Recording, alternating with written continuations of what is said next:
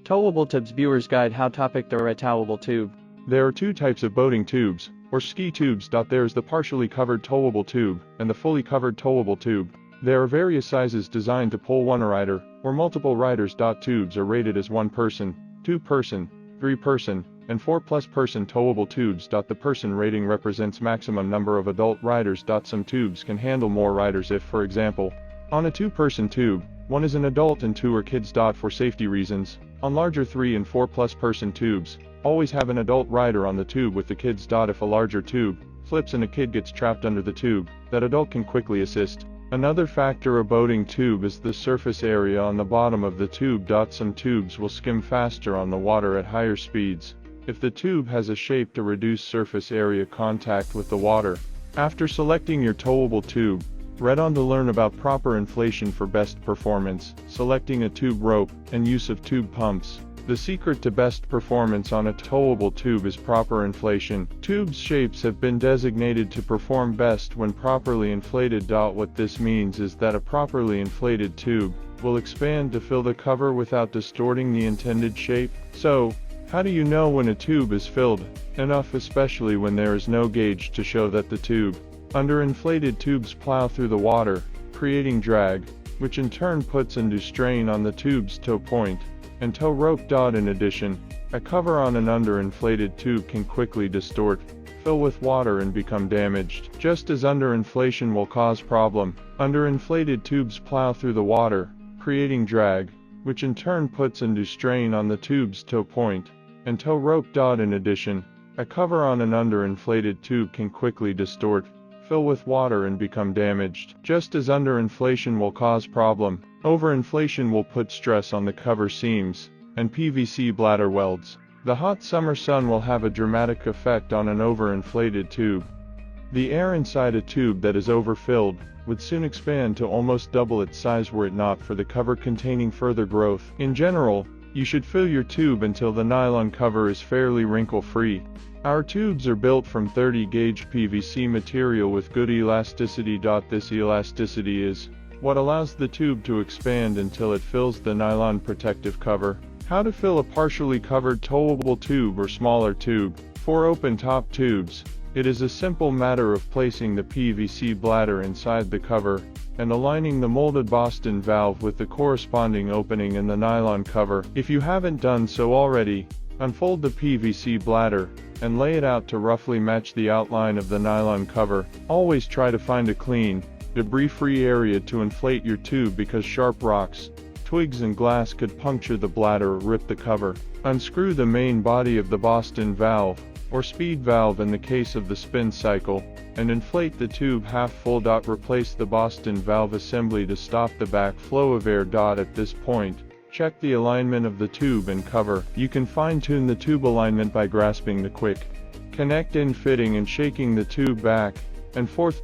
With a little effort, the tube will just about center itself. Once everything is aligned to your satisfaction, unscrew the top cap from the Boston valve.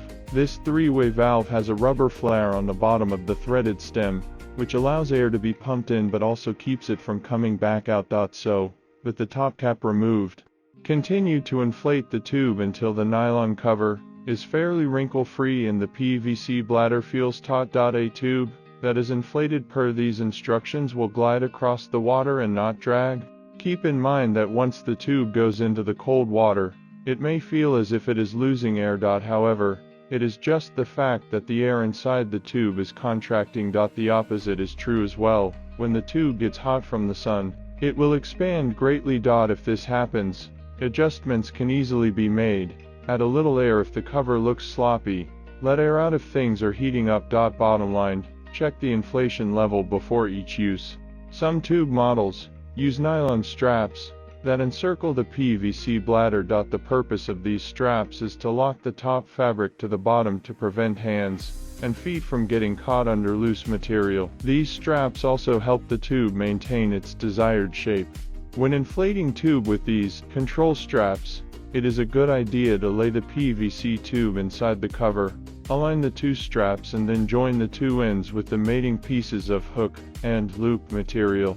The length of the straps has been optimized to fit best when the tube is properly inflated. Once the straps are secured, inflate your tube as instructed. A Towable Tube Pump will make inflation quick and easy.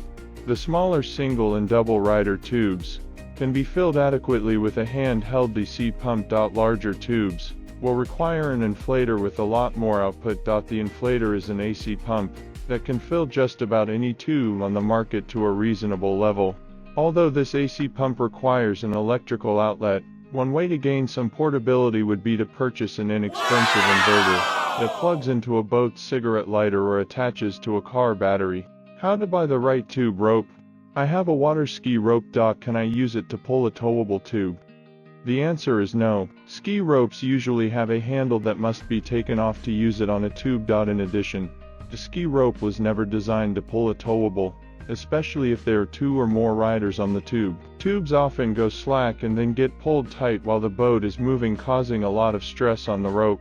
A used slalom ski rope usually has some fraying or wear near the bridle that can further weaken it. An unsafe rope or an unsafe method to tie a ski rope to a tube can cause it to break.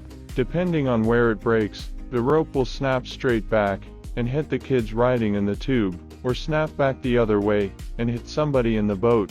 To avoid this problem, buy a good tube rope that meets WSIA standards for the number of riders you are pulling. Tube ropes already have the rope eyelet weaved into each end of the rope to make the connection strong between the tube and boat so that the rope does not come off the tube. I have an outboard motorboat. What rope do I use? Use a towable tube rope rated for the number of people you're pulling, and connect it to a tow harness. Center your pole behind your boat,